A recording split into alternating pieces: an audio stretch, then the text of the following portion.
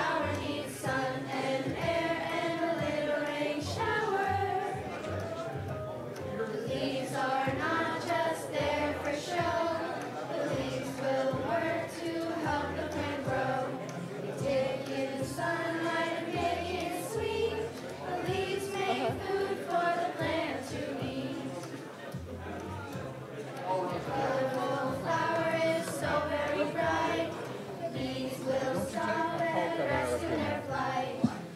grabbed my paper by mistake.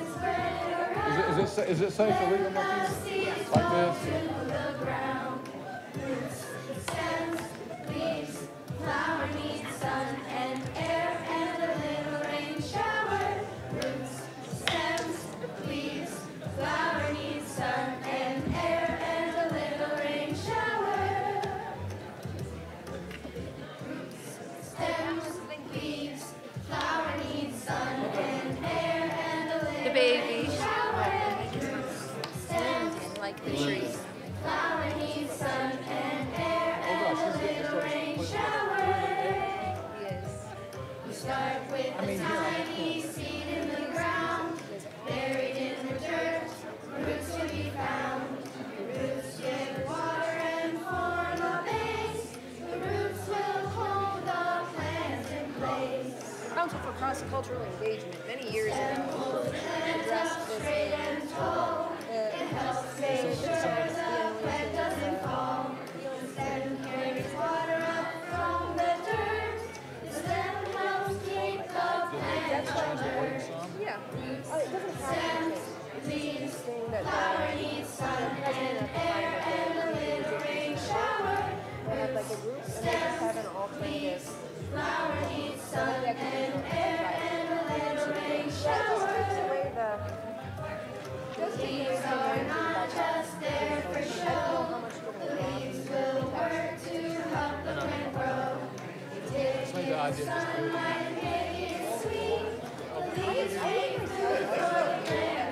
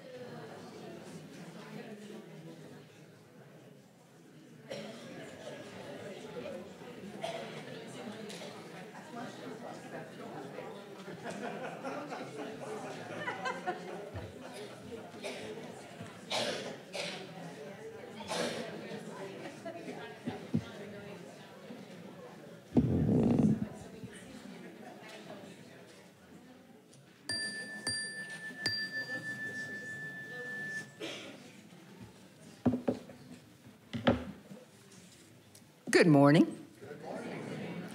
Isn't it a beautiful day? I feel like I ought to break into Oklahoma. I want to welcome everybody to the Unitarian Universalist Congregation of Columbia. My name is Pat Moore, and I'm your service leader for the day. And our minister is Reverend Stephen Robinson, who's not here today, but we're going to have a very special guest instead, someone I've known for years, Neal Jones.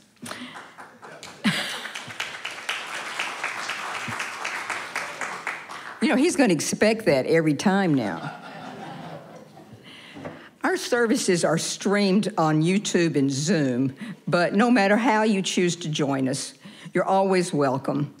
And we're going to remind you here of that's a QR code in your order of service that takes you to the link for our current and ongoing events. And so if you prefer events on paper, there's copies that are available usually in the foyer, but today you've actually got the insert in your order of service. So that'll give you an idea of what's going on. And for more about UUCC, go to our website, which is at uucolumbia.org, and follow us on Facebook and Instagram. We welcome families with children, and today children and youth will be dismissed to their CYRE classes after the story for all ages. For infants and children up to age 5, we do provide childcare back in the nursery, and we'd love to have more children volunteers. There are also paid positions available. So if you want to be a volunteer, just contact Bethany Storlazzi, who is, I think, back there. Bethany? Not right now, but there she is. She's right there, waving. Also, I want to note that today's flowers are in honor of the birthday of David Bryan's mother, Cecil Irene, is it Cecile? Cecile, sorry. Cecile Irene Ellis Bryan, who was born in 1921 and passed in 2010. That is gorgeous, David. Beautiful flowers, thank you. And we also have an update right quick, an announcement from Jenny Verne about our finances, how they're going.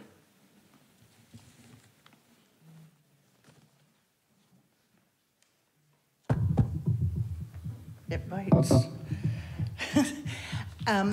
Just an update on the pledge drive. As you know, that was carried out in March. As of a few days ago, we had received pledges equal to just about 75% of our budgeted pledge amount. Of course, the budget's not finalized yet, and it may sound like 75% isn't enough, but only 75% of our pledgers have responded. So if you haven't sent in your pledge yet, would you please do so as quickly as possible, because we're working on our budget, and knowing how much income we have helps us determine how much money we can budget going out. And speaking of the budget, next Sunday, April 21st, after the service, about 12:30, there will be an open discussion of our proposed budget for next year. We encourage anybody who wants to know where the money goes to come and talk it over with us.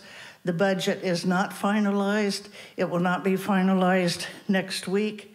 So if you have suggestions, comments, criticisms, whatever, I can promise they will be taken into account as we complete the budget. Nobody gets everything they want. Nobody gets nothing. So come and voice your opinion. That's next Sunday after the service. Thank you. Thank you, Jenny. Our prelude, time for our prelude. I invite our choir, Chalice, voices forward to perform Singing for Our Lives by Holly Near.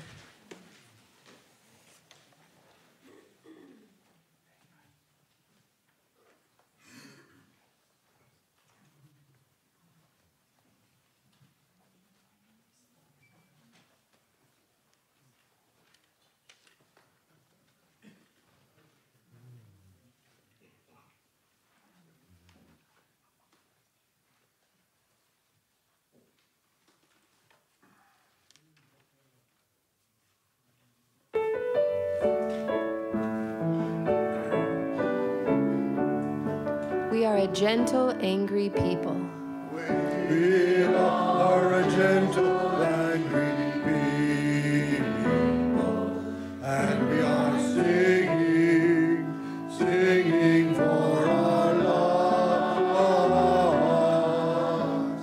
We are a gentle, angry people, and we are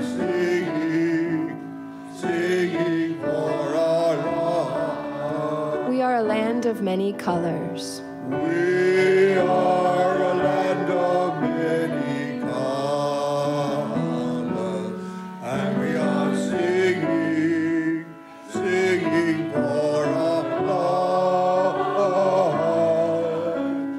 We are a land of many colors, and we are singing for our lost. We are a justice-seeking people. We are a justice-seeking people, and we are singing for our lives. We are a justice-seeking people, and we are singing for our lives. We are a peaceful, loving people. We are a peaceful, loving people, and we are singing for our lives. We are a justice-loving people, and we are singing for our lives. We are all in this together. We are all in this together, and we are singing for our lives. We are all in this together, and we are singing for our lives.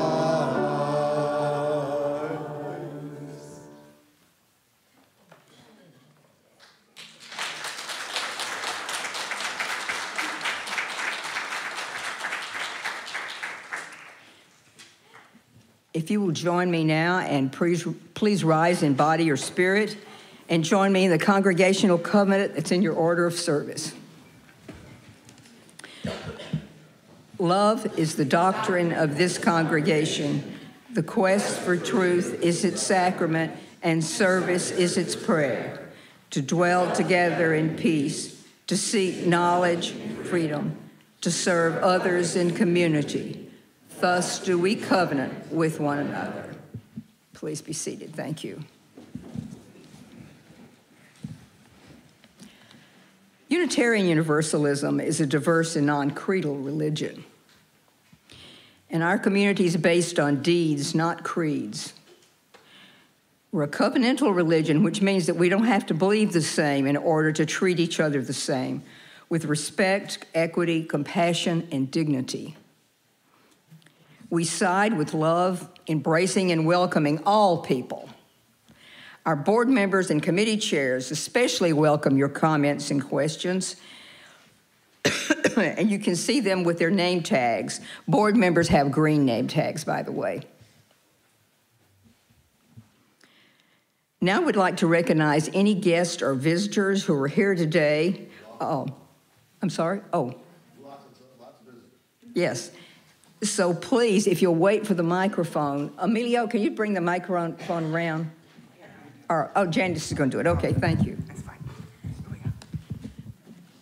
And if you're willing and able, please rise and share with us your name and where you're from.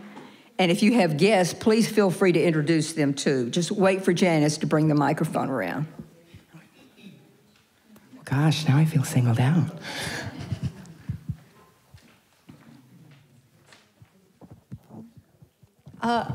Hi, my name is Kay, and this is my partner Kenneth, and my mom Leela.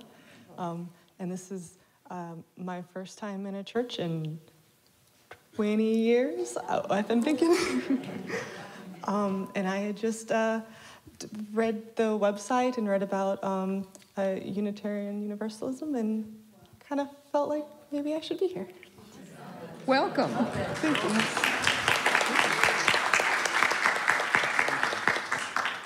Oh. It's all right. 1 for 3 is good. Hey, good morning. I'm Alan Jones, and I'm a longtime friend of Neal's. I've always enjoyed listening to him talk and preach, and he's just amazing. And I live in Forest Acres. Thank you. Welcome. I'm also a longtime friend of Neal's, and my name's Ann Harrison. I'm up here this weekend with Neal from Hilton Head. Welcome, Ann. I think that's all. Thank you, Janice. And visitors, if you'd like to know more about the UCC, just fill out a visitor's card that's in the back of the chair in front of you and put it in the collection plate, and we'll email you about our upcoming visit. I'm serious. I'm kidding. We do not visit people. I have to say, though, before we do our chalice lighting, someone found a credit card. And when I leave here today, you know where I'm going? It says White on it. Somebody, the last name is White. Oh, okay. Darn, I won't be able to get any clothes. Our chalice lighter today is someone I know pretty well. The lighter today is my daughter, Danielle Funderburk, who moved to Columbia last year. And she said she would light it if I promised she wouldn't have to say anything. So as she lights the chalice, we seek our place in the world and the answers to our heart's deepest questions. As we seek, may our hearts be open to unexpected answers. May the light of our chalice remind us that this is a community of warmth, of wisdom, with a free and responsible search for truth and meaning. Now, if you'll join me. Our opening hymn is hymn number 121. And this morning, I'll invite you to use 2 resources in singing it. You have your gray hymnal, hymn 121. And also, if you can look at your order of service under opening hymn and see the text for the chorus. The words for this hymn are from Isaiah and Amos, and they were adapted by Barbara Zanotti, who is a peace activist now living in Maine. This hymn's a good example, though, of how multiple interpretations can be made of the same text. For many of us, this hymn draws an inspirational message of building the sort of land that Martin Luther King Jr. dreamed of. But for some people, the experience is different. And I'll share with you from the UU Council for Cross-Cultural Engagement the story of UU Reverend Daniel DiBona when she was first in the service of the living tradition and experienced singing this hymn, We'll Build a Land.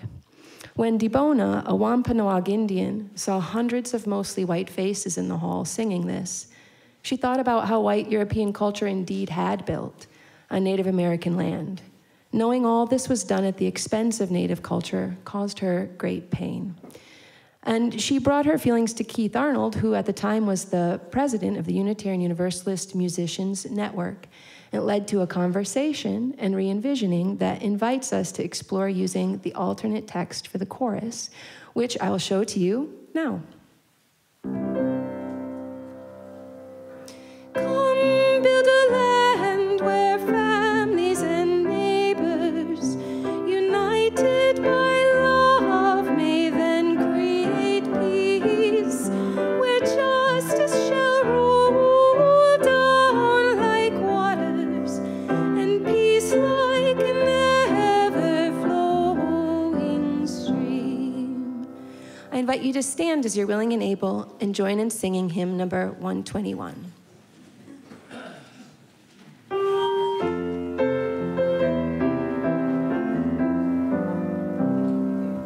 We'll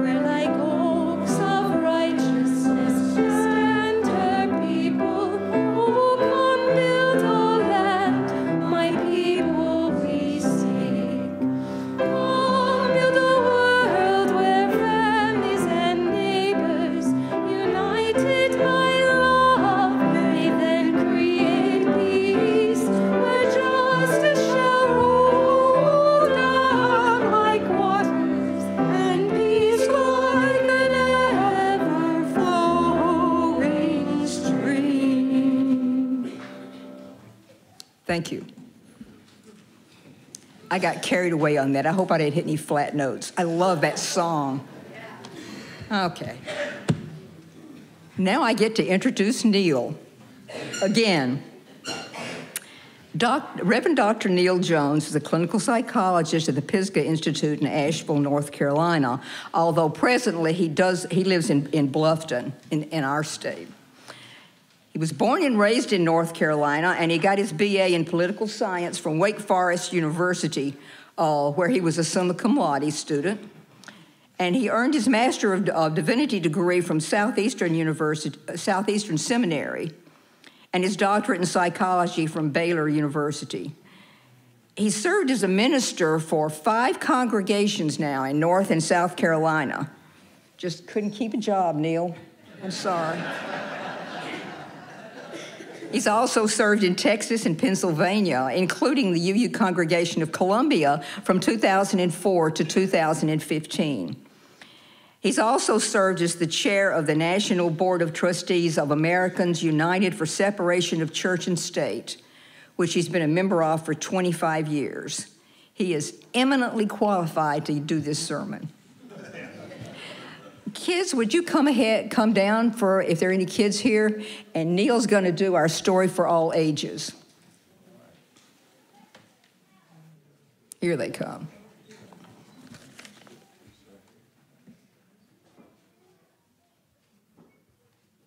Yes, come on down. Is this on? It is so good to be back home again.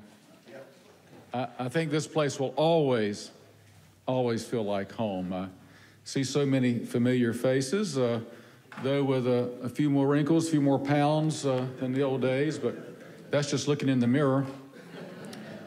And also so many new faces, and that's rewarding to see too. I hope you who are newer here will come to feel this place is a warm, accepting home where you can find yourself and find a accepting community, because it is that kind of place. Well, this morning I'm reading a book about a fellow South Carolinian. His name is Ron McNair, and it's called Ron's Big Mission. I'll step back here so maybe you guys can see some pictures.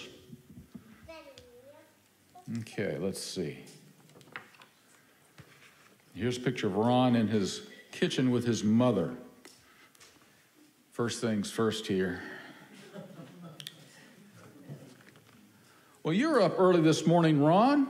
What's the rush? Asked Ms. McNair. Come have your breakfast. I made some oatmeal. I have to go, Mama, said Ron, tying his sneakers. I have something to do this morning. You always have something to do, she said with a smile. Just be home by lunchtime. I wonder what he's going to be up to. Ron was 9 years old. That morning he left his house with a plan. He'd been thinking about it for a long time. It was a beautiful South Carolina summer day, and Ron looked up in the blue sky. Someday, he thought, he'd be up there flying a plane. He wanted to be a pilot when he grew up, but today, Ron had something very important on his mind.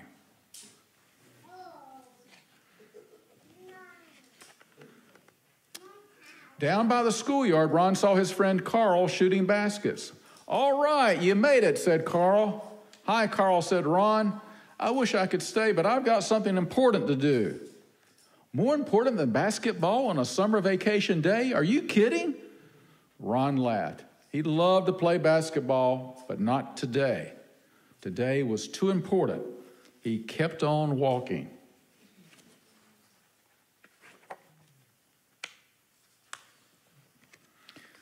When Ron got to the Lake City Public Library, now Lake City is a small town out in the middle of nowhere between Columbia and Myrtle Beach, Lake City.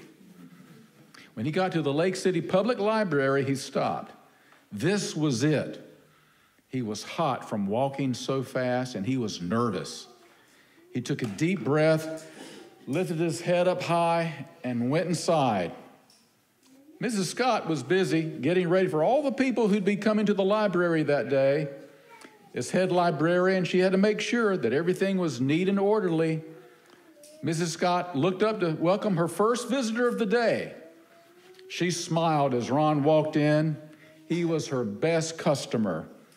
Ron gave a little wave to Miss Scott, and then he went straight for the shelves where the books were. It took Ron a little while to find some books. He always looked for books that showed children who looked like him, but that was hard. There weren't many books about black kids on the shelves. At last, Ron found some books on airplanes. He took the books and started to walk to the front desk. Ron felt nervous, and his hands felt a little sweaty, but he knew what he wanted to do. Mrs. Fielding, a white lady who was often at the library, stopped him. You can give me those books, and I'll check them out for you, Ron, she said gently. No thanks, Miss Fielding, he said. I'm going to do it all by myself. But Ron, she started to say. Ron was already on his way to the front desk. He put the books on the counter. I'd like to check these out, please, said Ron. The desk clerk didn't even look at him. Didn't she hear me? Ron wondered. Ron knew what he had to do. Look at what he did. Ron jumped up on the counter. He wanted the desk clerk to see that he was serious. I'd like to check out these books, please, he said. At first, the desk clerk and Mrs. Scott just looked at each other. You know you can't check out books, Ron, said Mrs. Scott. You can read them here. That's the rule. Only white people can check out books from the library. Ron looked at Mrs. Scott and the desk clerk politely, but he would not budge. I always read them here. Today, I want to check them out, said Ron. Mrs. Scott and the desk clerk did not know what to do. Ron wouldn't get off the counter. People were staring. Finally, the desk clerk called the Lake City police.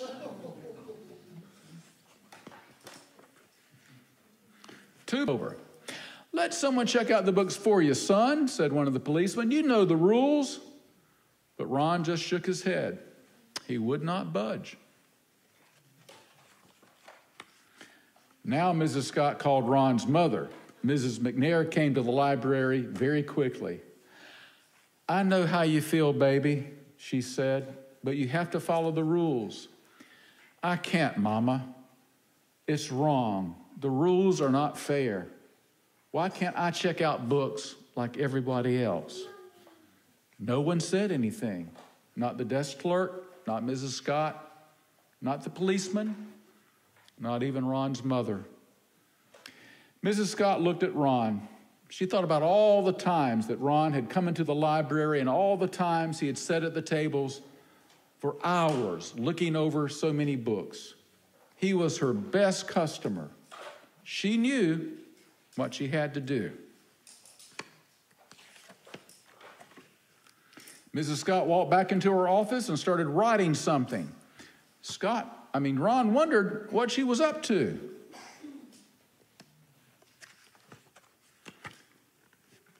Mrs. Scott returned and handed Ron a library card. His library card. Ron looked at Mrs. Scott and smiled. As he jumped to the floor, he thought he saw her smile too. I'd like to check out these books, please, he said, handing the card to the desk clerk. The desk clerk took his library card and stamped the cards in the back of the books. Remember those days? These are due back in 2 weeks, she said. Ron smiled. Thank you. He tucked the books under his arm and took his mother's hand, and together they walked home. And Ron couldn't wait to get home to his room and open to page 1, the end.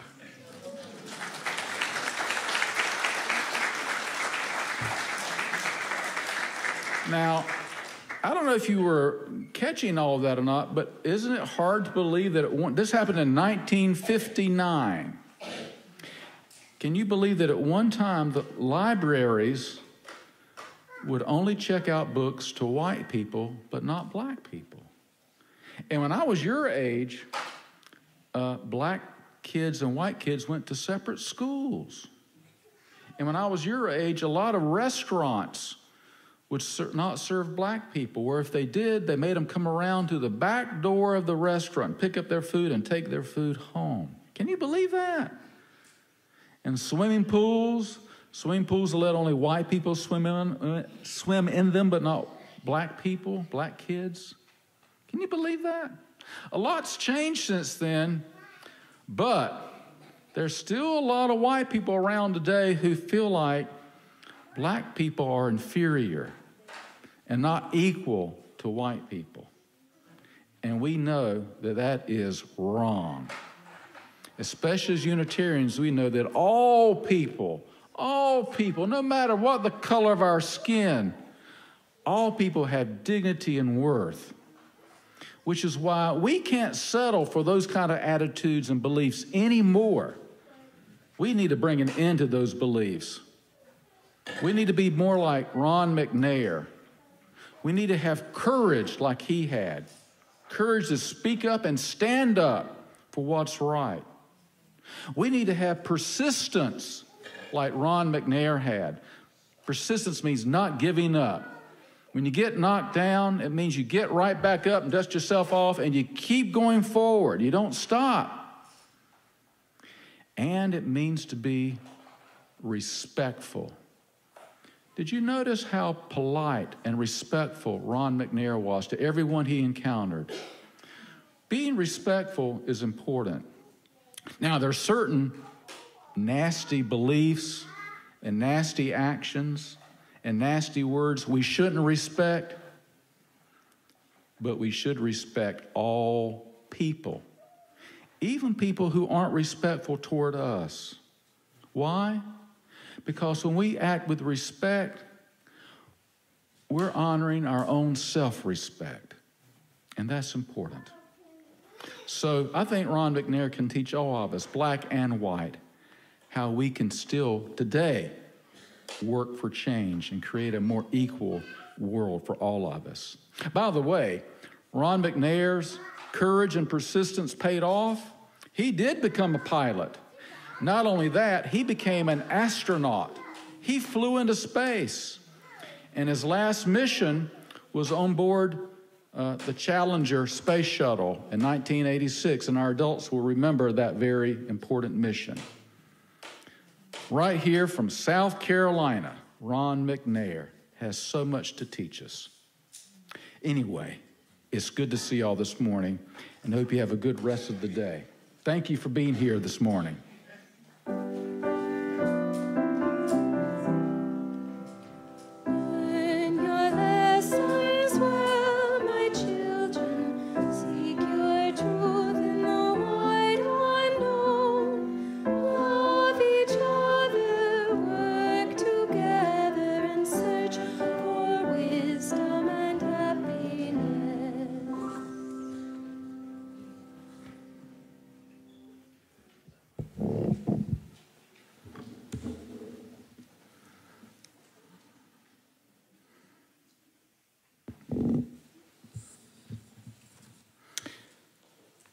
Let us begin our service with our opening words. When our world is worn by war, may we have peace. When our lives are ruled by fear, may we have peace. When loneliness weighs heavy on our shoulders, may we have peace. When despair takes hold of our souls, may we have peace.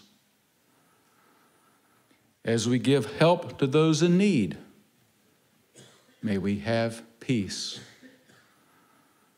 As we gather in this place of grace, may we have peace.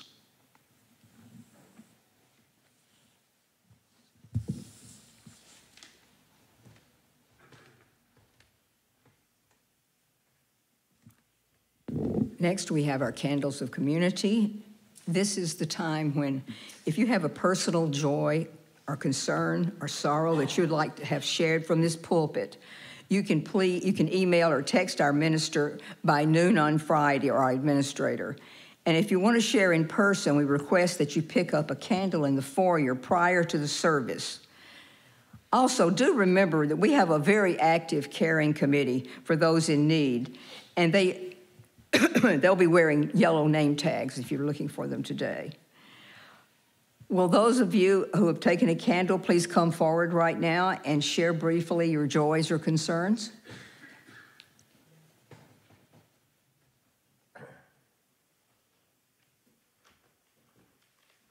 Good morning. I'm Morgan McLaughlin. I've been a member here for a long time, but for decades I taught anthropology at the University of South Carolina. And on Friday, the students who received MAs in anthropology in 1994 organized a gathering and invited all of their classmates and other people, the former teachers, to meet with them. And it was just a wonderful, wonderful experience. And I'm just grateful for that.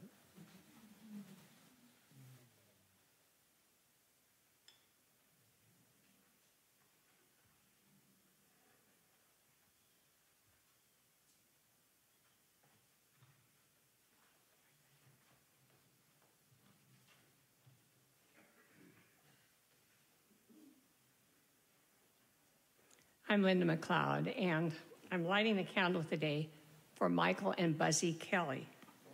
Many of you knew them. They were here over 10 years, and they moved to Killeen, Texas in 2021 to be near the family who could help with Michael's health issues, primarily advancing Parkinson's disease. I spoke with Buzzy this past week. She was a very, very close friend of mine. And Michael's condition is worsening. He is now totally bedridden. He has been in hospice care for about a year, which has given Buzzy the assistance she needs to allow Michael to continue to live at home. That was an agreement that Buzzy and Michael made, and I'm just so thankful that she is able to carry that out. Please keep the Kellys in your thoughts as they deal with this difficult time.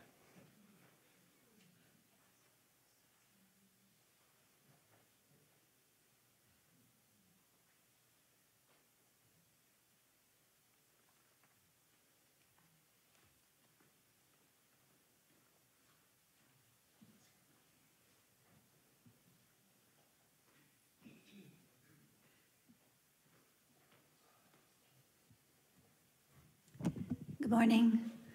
I'm Linda Brennison, and I have a candle of concern for my neighbor, Valerie, who I've been talking with a lot lately. Her mother is in her 90s, and she's been in a nursing home for some time. There's a lot of concern about the mother and the quality of her care, and Valerie seems to spend half of her time running back and forth from the nursing home. And then she told me recently that her sister, Norma, has been diagnosed with cancer. So now she is in that caregiver position that so many of us are familiar with, where she is running back and forth from her mother to her sister. Her sister's name is Norma Giger, and her mother's name I do not know, but it's Valerie's mom, and she would like me to light a candle for them, and she welcomes all your thoughts and prayers. Thank you so much.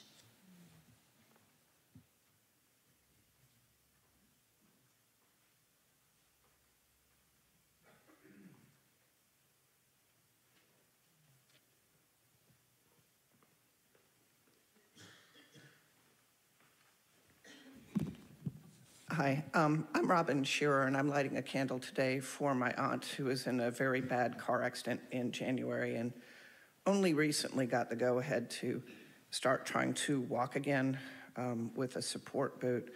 But the other part of this candle is for my Uncle Paul and of course my aunt. My uncle passed away on March 29th. So my aunt has been dealing with that recovery and also lost her husband. We'll be down in the Low Country next week for a service for my uncle. Keep them in your thoughts, please. Thank you.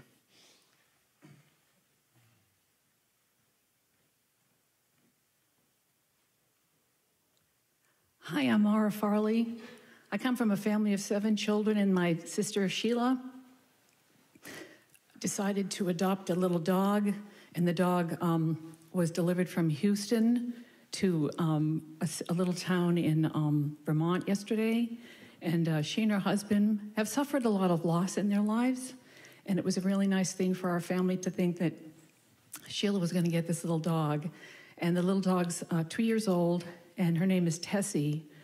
And they were all excited about getting the dog, and they stopped at a rest area on the way back home to New Hampshire. From this town in Vermont down to New Hampshire was their short drive home. And they didn't realize that the collar was kind of loose, and the dog slipped out with the collar. This was at about 5 o'clock yesterday afternoon. And she ran down the road, and they haven't been able to find her yet. They stayed there late until the night, and lots of people out looking for little Tessie, so I thought that it wouldn't hurt for all of us to send positive energy to Tessie, and certainly to Sheila and her husband Michael too, that they can all have the benefit of all the angels that are on the earth and in heaven who can bring that dog back to them. Thank you.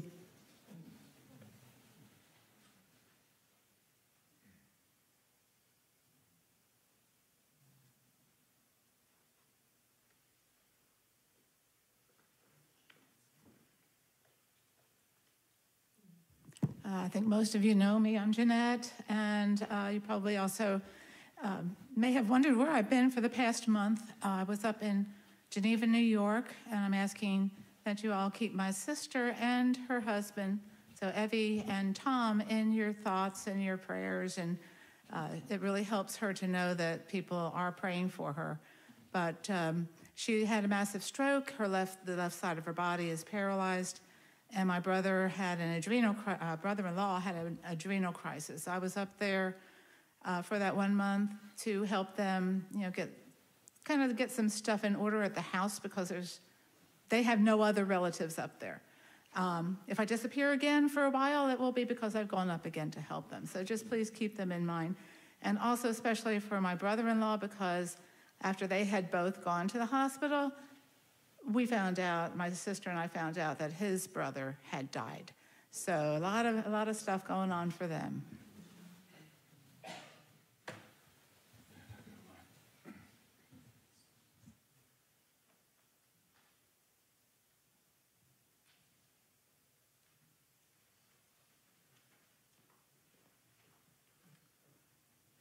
I think this is a candle of joy. It's a birthday candle. Linda Brunison is our chair of our worship committee, and yesterday was Linda's birthday. Please join me. Happy birthday to you. Happy birthday to you. Happy birthday, dear Linda. Happy birthday to you. I'll say goodbye now. She's going to kill me after the service.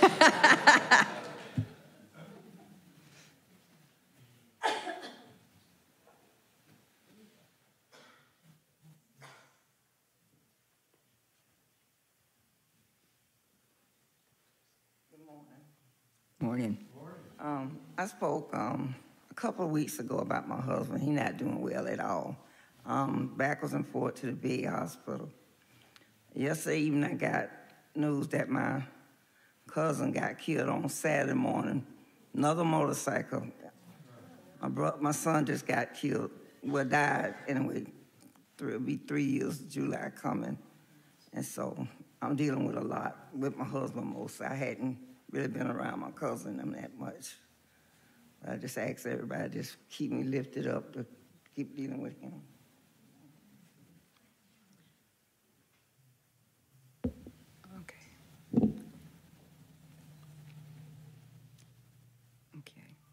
We will light one final candle for the joys and concerns that remain silent in our hearts.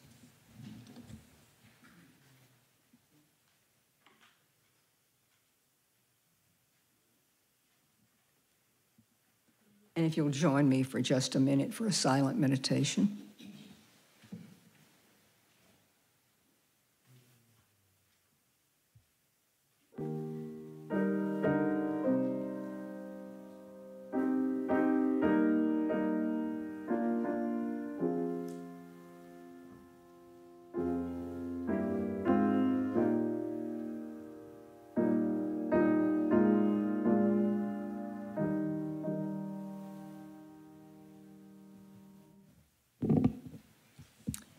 Thank you. Now is the time that we talk about sharing our abundance. As you probably know, this congregation participates in Share the Plate, which is to say that half our collection every Sunday goes to a local charity, which is a way for us to give back. Our Share the Plate recipient for the month of April is MIRC, which is, of course, the Mental Illness Recovery Center. If you wish to donate to Share the Plate, please write Share the Plate on the memo line of your check or on your donation envelope. And there's also a QR donation code in the order of service where you can donate. And if the ushers will come forward now.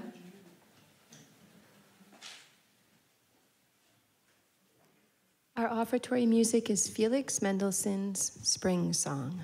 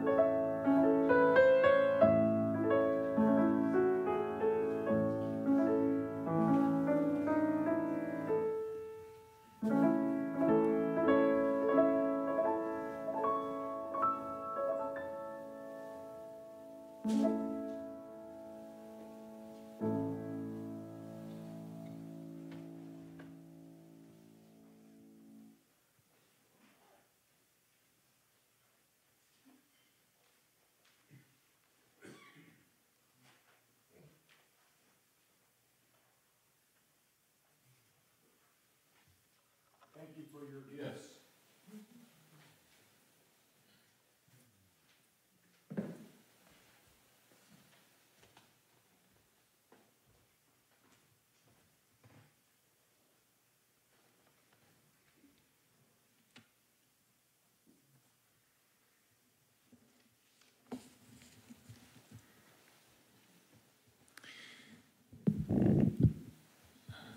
A talk today may be seen as something of an extended definition. I want us to examine an ideology that used to be regarded as an extremist position, but which in recent years has been embraced as a badge of honor among an increasing number of our fellow citizens. In fact, a recent survey from the Public Religion Research Institute reveals that nearly a third of Americans now hold white Christian nationalist views. So, what is white Christian nationalism? It's the belief that America is a Christian nation, founded by and for white Christians, that our law should be based on Christian values, that God has called white Christians to exercise dominion over all areas of American society. Indeed, it's the belief that white Christians are the only true Americans. Now, that doesn't mean the rest of us can't be here. It just means we need to remember our place. Now, this ideology has been around since our nation's founding.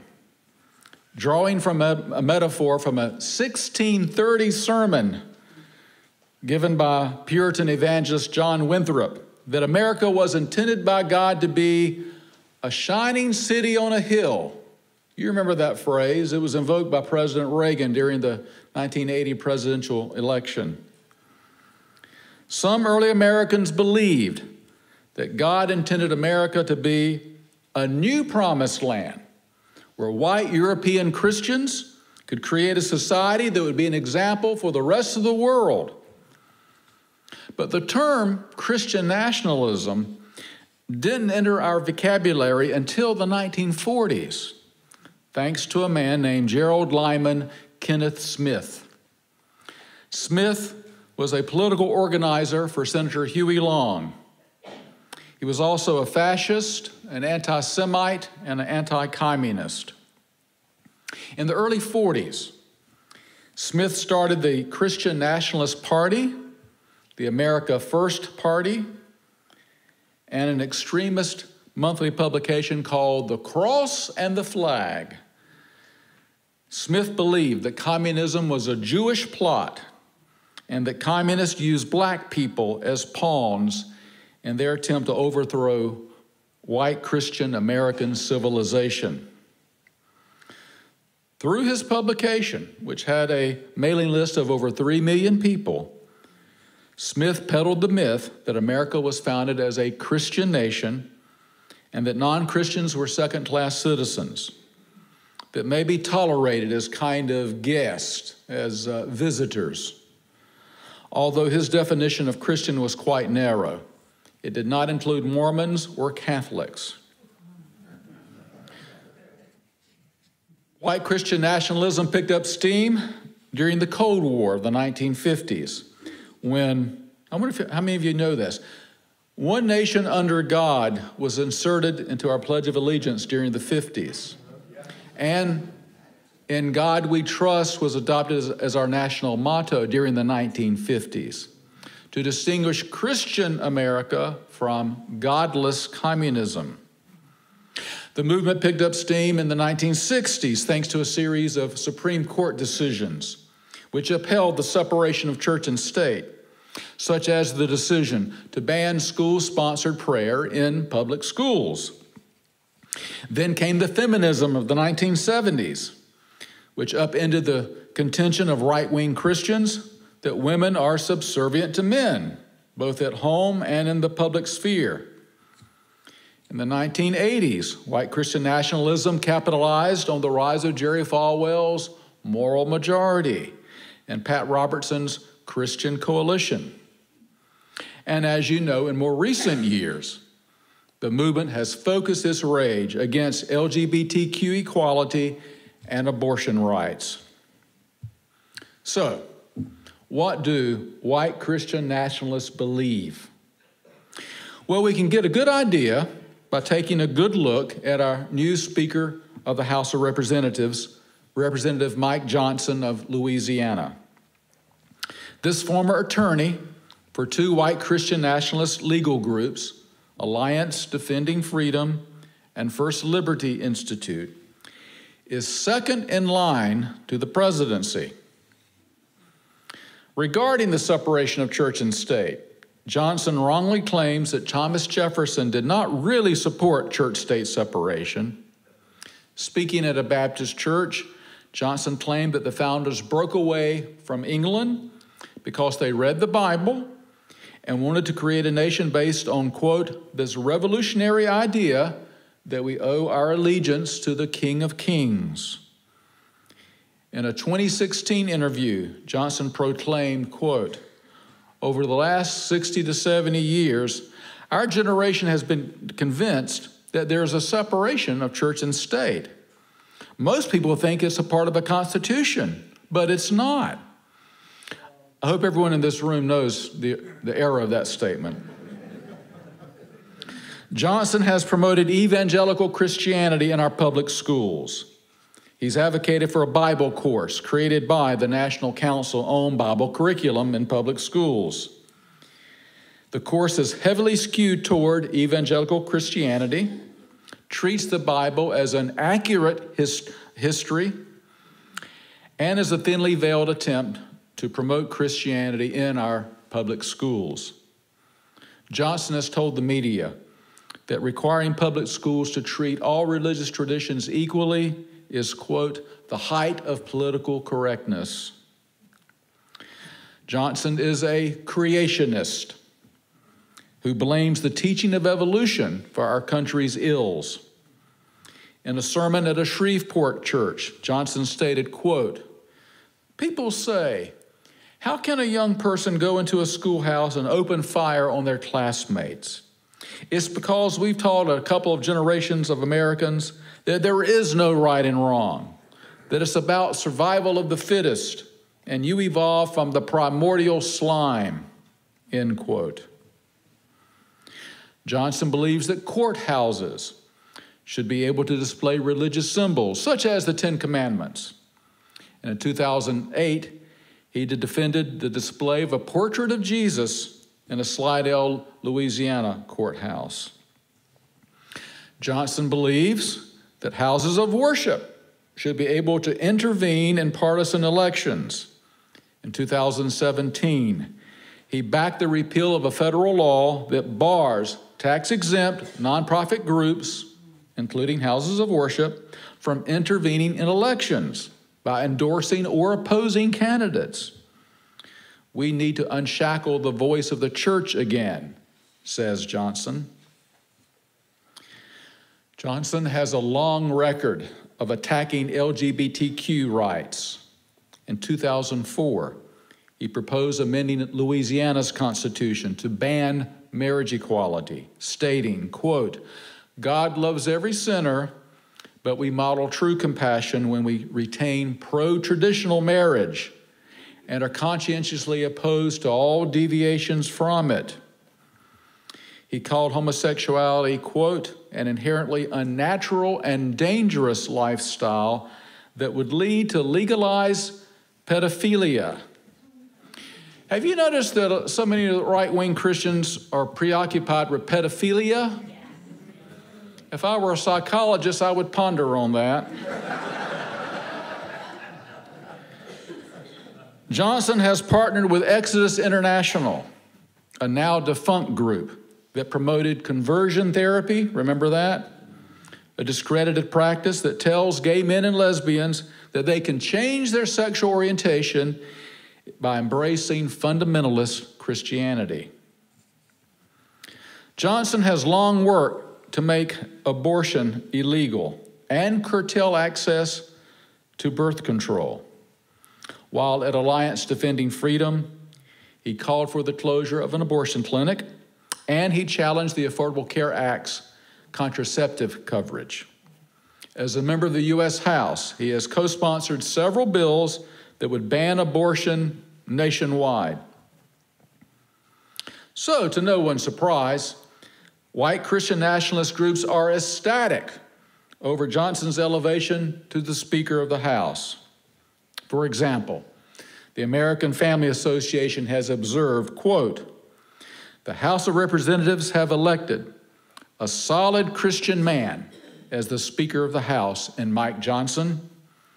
Many Americans prayed for a godly leader, and God has answered those prayers." As my friend Robbie Jones has written recently, Representative Mike Johnson is the embodiment of white Christian nationalism in a tailored suit. And again, I want to emphasize here that we're not focusing on the man per se as what the man represents and what he believes represents a huge portion of our fellow citizens today. And we actually have an embodiment of white Christian nationalism much closer to home. South Carolina Representative Thomas Beach of Anderson County abuses the power of his office to proselytize members, constituents of his district through religious birthday cards. If you live in his district, you'll receive from him a birthday card which says, quote, "Another year of life upon this earth. I hope you've used it well. I do encourage you to dedicate your life to our Father in heaven. It was He who gave us life. It's up to us on what to do with it, and we will account for it. The world might be chaotic, broken, and crazy, but I have found a simple solution. Repent of your sins and place your faith in Jesus. Happy birthday, Representative Thomas Beach. Now, if this doesn't represent the government's promotion of a particular religion, I don't know what does. Why are we talking about this? Because beliefs have consequences. Beliefs lead to action. And in the case of white Christian nationalism, this perverted religious ideology has political consequences. And that affects everyone, no matter what you believe. For example, despite the fact that the Supreme Court ruled more than 40 years ago that displaying the Ten Commandments in public schools is unconstitutional because it represents the government's promotion of religion, the Texas legislature is proposing a bill that would require every public school classroom in Texas to display the Ten Commandments in the King James Version of the Bible, of course. The sponsor of the bill, State Senator Phil King, says that such a display would recognize America's heritage as an official Christian nation. Also, the Texas legislature, you can always count on Texas, the Texas legislature is proposing a bill that would allow school districts to replace trained school counselors with religious chaplains. Once again, such an act would be using the machinery of the state to impose religion on a captive audience of school children. In Oklahoma, the state charter school board has approved the creation of the nation's first religious public charter school, despite the fact that St. Isidore Catholic Charter School will receive public funds. It will be allowed to deny admission and expel students who are LGBTQ and who do not belong to the Catholic faith. In other words, taxpayers in Oklahoma will be funding a public school that can discriminate against students for religious reasons. Now, this is not only a clear violation of church-state separation, it's a violation of the very idea of public schools being open to all children, regardless of race, sexual orientation, gender identity, or religion. That's why we have public schools. In West Virginia, students at Huntington High School were forced to attend a revival service hosted by evangelist Nick Walker of Nick Walker Ministries. Once they arrived, students were told to bow their heads, raise up their hands, and were warned to follow Jesus or face eternal torment. The school district has agreed to pay $175,000 in attorney's fees to settle a lawsuit brought by parents who oppose their children being taken to a religious service. Amen.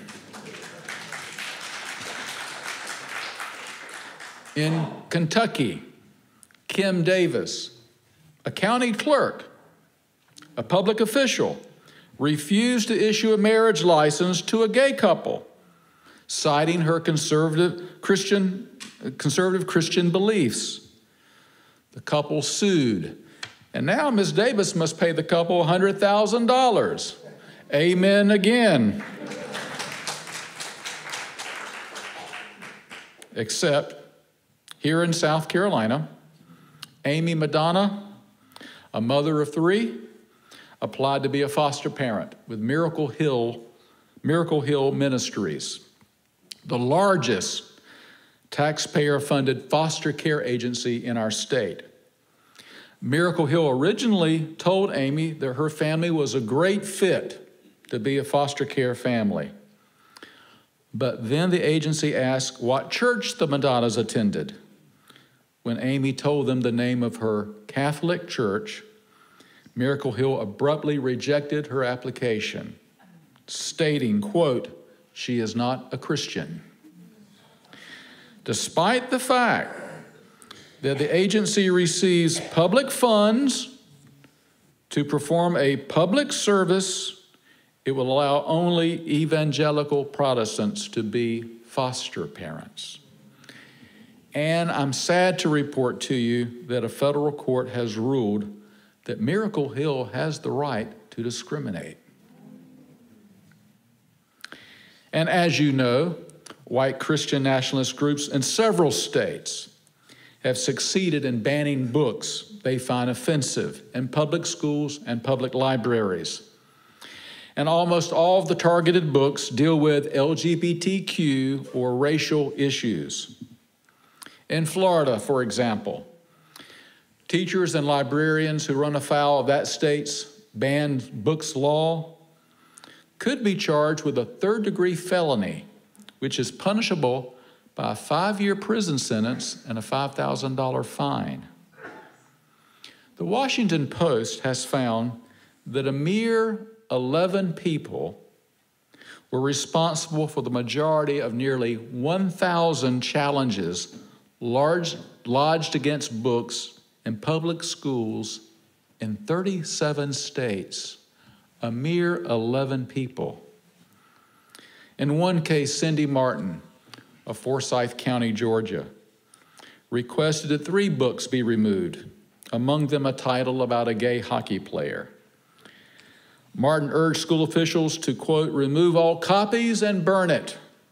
She told the newspaper, quote, "It has no place in the school system. It really has no place in our society.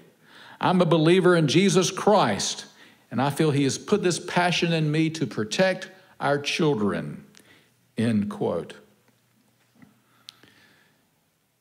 And I'm sad to say that the Supreme Court dealt a major blow to LGBTQ equality, non-discrimination laws, and church-state separation with its recent ruling that certain businesses may refuse to serve LGBTQ clients if doing so would violate the owner's religious beliefs. The ruling stemmed from a case in which Lori Smith, the owner of a Colorado website design firm, simply said that she would refuse to design a wedding website for a same-sex couple because, quote, "homosexuality contradicts biblical truth." Interestingly, no same-sex couple had tried to hire her. Nevertheless, the Supreme Court took up the case and they ruled in her favor. And the ruling was upheld by the conservative bloc of the usual suspects: Neil Gorsuch, John Roberts, Amy Coney Barrett, Samuel Alito, Clarence Thomas, and Brett Kavanaugh. As the president appoints Supreme Court justices, elections do matter. So vote in November. Don't wait till December, November. Justice Sonia Sotomayor wrote the dissent in that opinion. Today is a sad day in American constitutional law and in the lives of LGBTQ people. The Supreme Court of the United States declares that a particular business, though open to the public, has a constitutional right to refuse to serve members of our society. The court does so for the first time in its history. By issuing this new license to discriminate, the immediate symbolic effect of the decision is to mark gays and lesbians for second-class status. And as you are well aware, if you're reading the news, in Alabama recently, that state Supreme Court ruled in a case on in vitro fertilization that fertilized eggs are human beings. The concurring opinion written by the state Supreme Court Justice Tom Parker, read like a conservative Christian pastor's Sunday sermon, and a justification for theocracy. Human life cannot be wrongfully destroyed without incurring the wrath of a holy God, he wrote in his opinion, that invoked the book of Genesis, the prophet Jeremiah, and he quoted at length from the writings of theologians like Thomas Aquinas and John Calvin.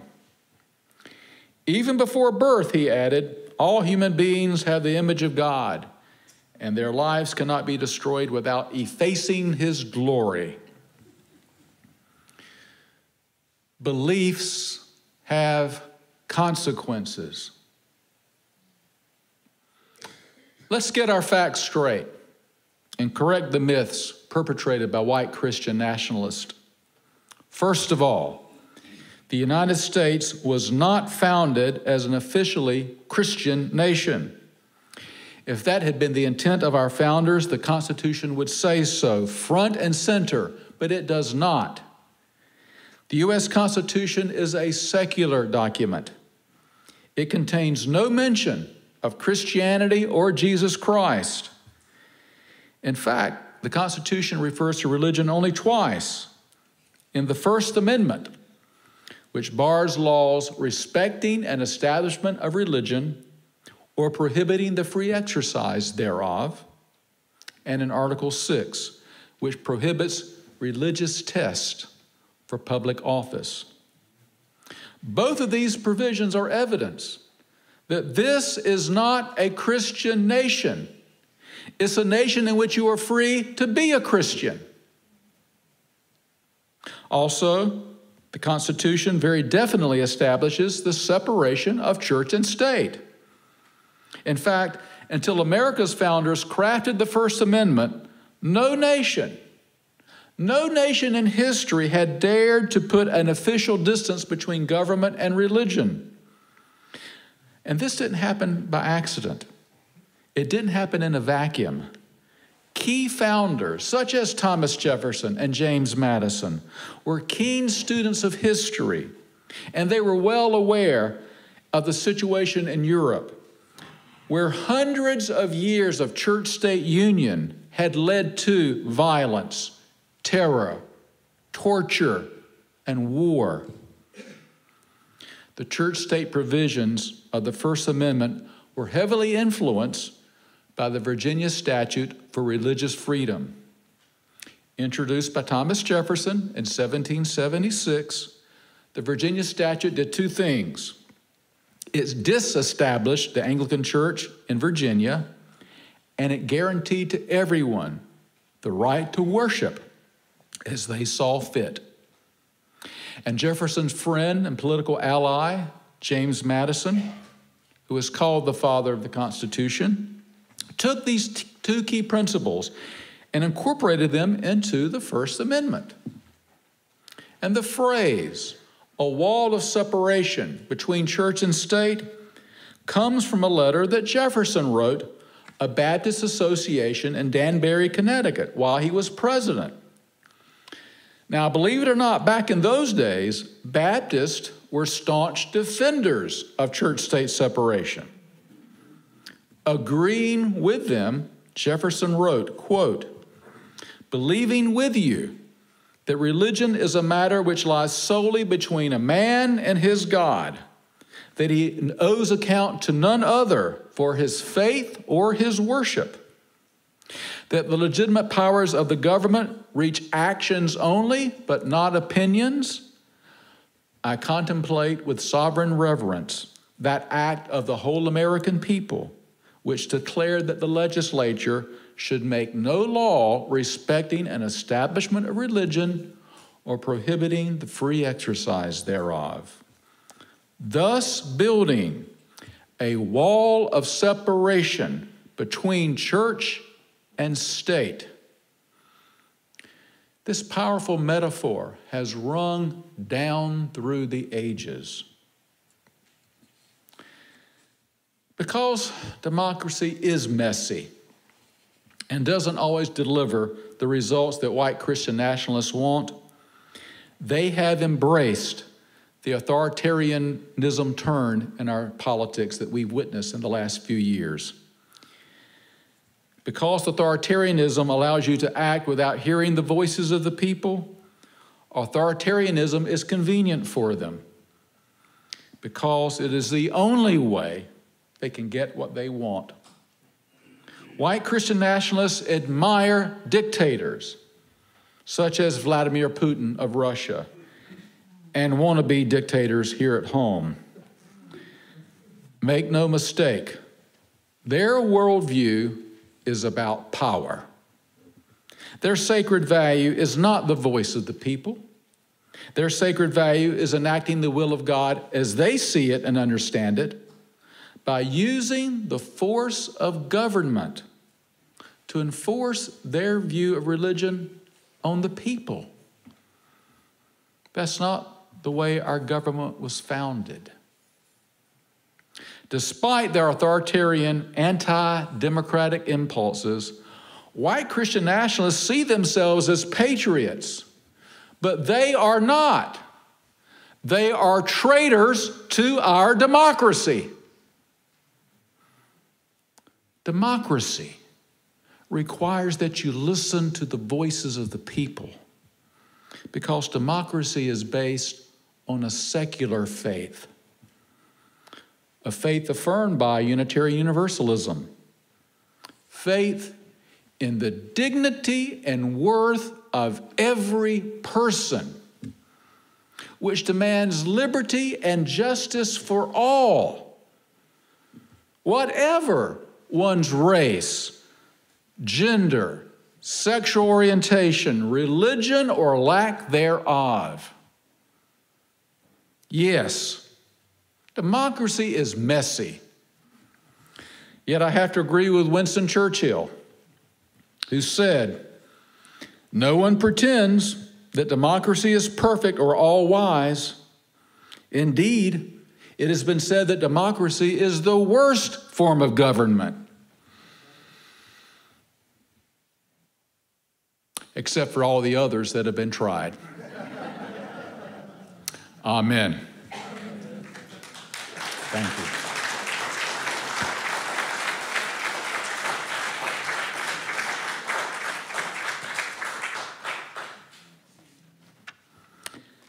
Let us stand for our closing hymn, number 159. And we're going to, for our closing hymn, instead we're going to end where we began. Go ahead. I'm going to invite you to turn instead to hymn 170. Oh. We are a gentle, angry people. And we're going to sing selected verses. I'll say the words in between. I want to share with you that this song was written by Holly Near in the wake of the 1978 Harvey Milk assassination. And she said in 2017, "I wrote this song when Harvey Milk and George Moscone were assassinated. We originally sang We Are Gay and Lesbian together, but then we were surrounded by the support of allies. So I changed it to We Are Gay and Straight together. And now we are learning more and more about gender and sexuality, and it requires more syllables than I can fit into the song. So let us sing We Are All in This together." Please stand as you're willing and able to sing hymn number 170.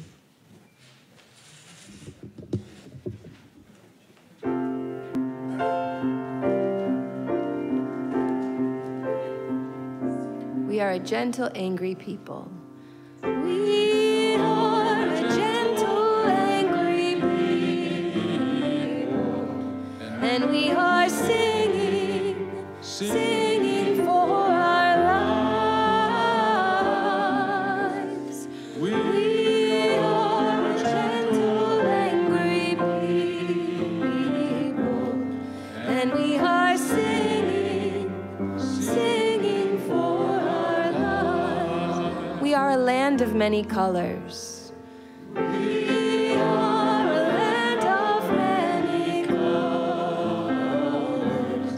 and we are singing for our lives. We are a land of many colors, and we are singing for our lives. We are gay and straight together. We are gay and straight together.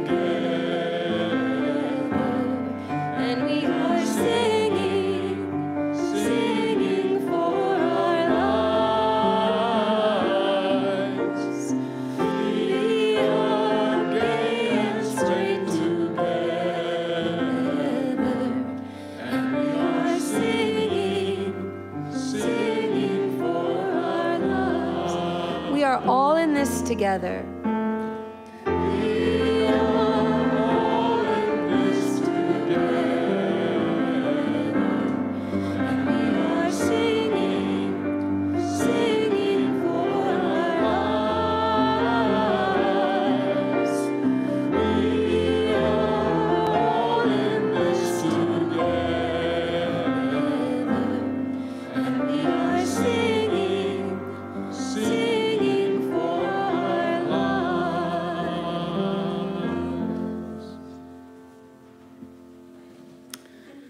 Please remain standing for our closing words, which are written by Lawrence Ferlinghetti. He writes, "Pity the nation whose people are sheep and whose shepherds mislead them. Pity the nation whose leaders are liars, whose sages are silenced, and whose bigots haunt the airwaves. Pity the nation that raises not its voice except to praise conquerors and acclaim the bully as hero, and aims to rule the world with force. Pity the nation that knows no other language but its own, and no other culture but its own. Pity the nation. Oh, pity the people who allow their rights to erode and their freedoms to be washed away.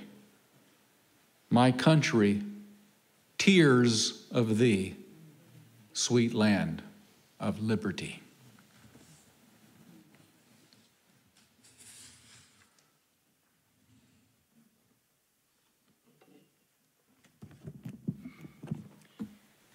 We extinguish this chalice flame, daring to carry forward the vision of this free faith. Oh, we didn't go in. Well, we'll just have to keep talking. Thank you. We extinguish this chalice flame, daring to carry forward the vision of this free faith, that freedom, reason, and justice will one day prevail in this nation and across the earth. May its light live on in the minds and hearts and souls of each one of you. If you will join me now for our congregational benediction.